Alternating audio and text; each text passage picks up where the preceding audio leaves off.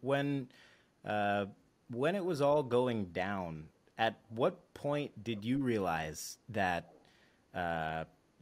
maybe it should have been marketed differently, or maybe uh, you know you should have shut it down, or what was that point where things sort of shifted in your mind? Yeah, so I just like hindsight, obviously, I was so wrong and should have realized many weeks, if not months in advance, that we weren't ready. I just had this one track mind at the time that no matter the challenge, like it was surmountable. Like we're gonna figure this out and move on to the next. And I just couldn't take no for an answer. And I just couldn't listen to anybody who was telling me that like something was too big to stop this event and stop this festival. So yeah, just like didn't have the experience and just didn't have the ability to zoom out and realize how big of a challenge it was to try and host thousands of people on a remote island in a couple of months. Just like wasn't possible.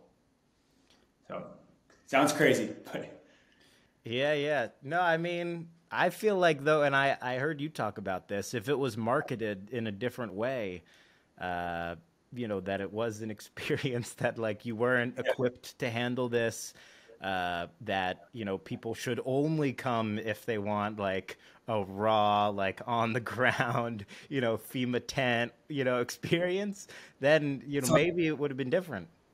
there's no question if and when this happens again, the marketing is going to be a total 180. It's going to be like, this is shit. Like it is raw. There's nothing here. And hopefully we can over deliver a little bit on those promises.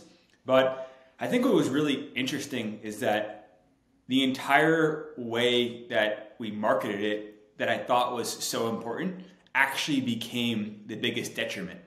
We were like trying to make something that seemed so luxurious and so nice that no matter how good of a job we did, it wouldn't have been good enough. And that's like a lose-lose battle. And I think we would have attracted the same crowd and made everybody like way more excited and way more into it if we were just honest and said like, look guys, there's this beautiful fucking beach in the middle of the Caribbean that is like totally amazing. Let's get 3,000 really interesting people here for a weekend of good music and tons of adventure.